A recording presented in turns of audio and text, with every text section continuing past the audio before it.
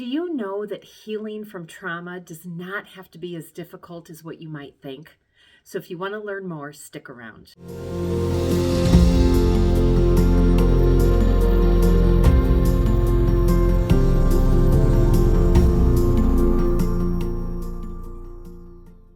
Hi, I'm Connie Jo Holmes. I'm the founder of Be You to Be Full Hypnosis and Coaching, where my mission is in my company name. I teach individuals how to be authentically you. And when you can truly be authentic, you just naturally live a very fulfilled life. So welcome to my channel. If this is your first time here, welcome. And if you've been around for a while, thank you so much for your loyalty to the channel. I really do appreciate it. But on that note, if you are getting value out of this, please like, comment, share, and subscribe. So what I want to talk about is I feel like so many people feel like and we've all experienced trauma. Every single human being has experienced trauma of some sort. And I feel like people think that healing from trauma has to take years and years and decades of time to truly heal. And I want to tell you, it really does not have to take that long at all. And I'm going to explain to you why. I first want to start with just giving a little example for this. I came across a friend recently who just confided in me that they are feeling extremely lonely. And because they are feeling lonely, they're bouncing from relationship to relationship to relationship, and they're not good relationships. And so it's just kind of further spiraling them downhill. And so right now they are alone and they're feeling lonely. And so they were sharing all of this. And so I said, okay, well, what's at the core of that loneliness? And they had never really honestly thought about that before. They just thought, well, I'm lonely. And it's like, okay, you're lonely, but sit with it. And I think right there is point number one. We feel uncomfortable and we want to run away from it. We want to soothe ourselves. We want to give ourselves comfort. And sometimes that happens with drinking, with drugs, with eating too much, with sugar, with whatever it might be, with jumping to a new relationship, something like that. But we need to actually sit in that uncomfortableness so that we can figure things out. So that's point number one. Sit still and don't run away from what you're feeling, because it's presenting to you as loneliness or whatever the thing is, but the story is about loneliness. It's presenting to you as loneliness. But when I asked this person to sit with it, they actually found, because I really challenged them to sit with it and just close your eyes and what are you feeling? And immediately they felt sadness, and then underneath that sadness was actually fear. So then, and here's the trick. So then I asked him, and I know this sounds really weird at the beginning, but again, close your eyes. And that fear, because that was it underneath sadness. So that fear that you are feeling, tell me where you feel it in your body.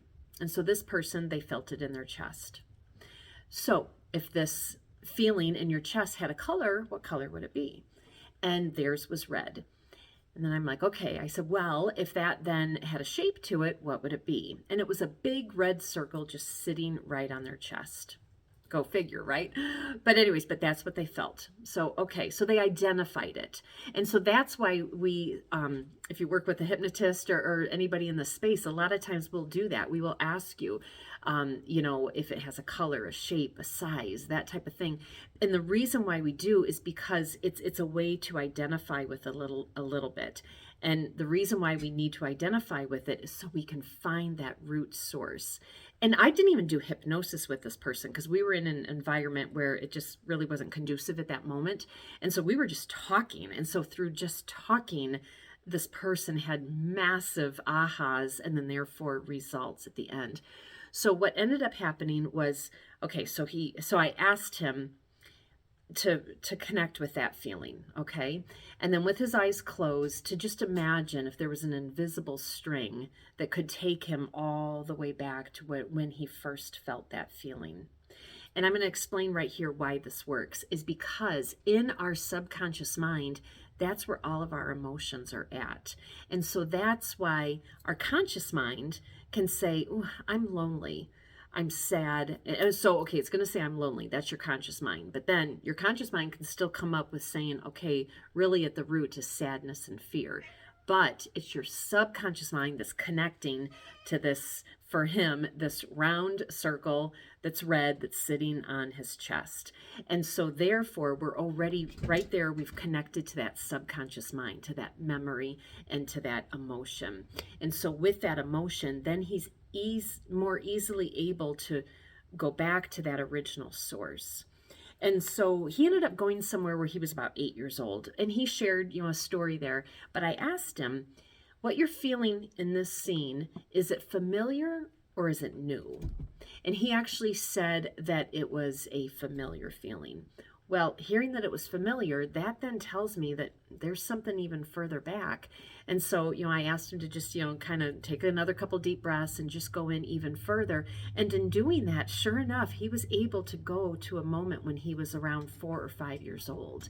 And there was a very specific incident about him being forgotten and being scared because of that. And I won't go into his story, but he went to a very specific incident. And sure enough, and we explored that for a little bit, and we did some healing with that and some reframing and some understanding it differently, looking at that event with his current wisdom, current life experience, and all of that. And when he was able to do that, looking back at that event at 4 or 5, he was actually able to see the truth in it. He was actually able to reframe it. And so when we were done, he just opened his eyes and he was amazed, because he's like, wow. He said once in a while he thought about that 8-year-old incident, but that 4 or 5-year-old one, once he was there, he kind of recalled it. But he said he hadn't thought about that forever. But then he himself, he could feel that that was that original source of him feeling lonely. So then we were just talking about, okay, well, knowing that that's where that original false belief seed, if you will, or that original event, maybe that's what I want to say, maybe that where that original event of you feeling forgotten, and that fear in that, and probably the sadness in that, and then really probably being a little bit lonely because you were forgotten. And we've all had those times where we've had to wait for somebody and you just kind of sit there like, is this going to be 1 minute or 1 hour? What is it going to be? And there is like a sense of loneliness in that. And so he could connect all of that. He could totally understand where it came from then. So then our verbal discussion afterwards was, okay, now that you can see where it came from, now that you are alone, not lonely, but now that you're alone right now and you're in between relationships, what can you do to make yourself for you unforgettable? What are some things that you can do to really empower yourself? And can't you see how that right there just changed the situation? And honest to God, this whole discussion with this person took like 5 minutes. And then maybe we spent another couple of minutes talking about, okay, now with this information, what can you do differently?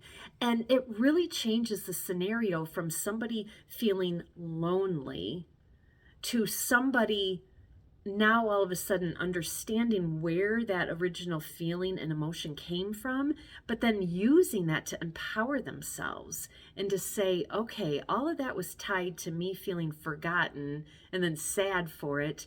So you know what? I'm by myself right now. And so what can I do to build myself up to be unforgettable? Wow. Does that ever change the landscape, right? So this just recently happened, and I just thought it was amazing, and I wanted to come out here and share and just share, because maybe this is helping you in any way. Maybe it can teach you how to, one, not run away from things, but then two, the reason why it is important to connect with our emotions, because that and our memories are stored in our subconscious mind, and we might be able to just find that original source and then see it with our current wisdom, our current life experience, and actually see the truth in it. Because then when we see the truth in it, we can change that erroneous belief system. So, all right, I hope that was helpful. If you need help in this, this is what I'm all about. I love doing this kind of work. So check out the description box below and schedule a consultation call with me. And then also check out my website, conniejohomes.com, because I have different events going on. I have anything ranging from free events that I offer on Meetup once a week about building a person's self-esteem and self-confidence. And then I also have some paid, and the two that I'm thinking of, they're under $100, some different courses, online courses, go at your own pace, but also you can work with me personally as well. And all that information is in the description box. All right. I hope that was helpful. You take care. Bye.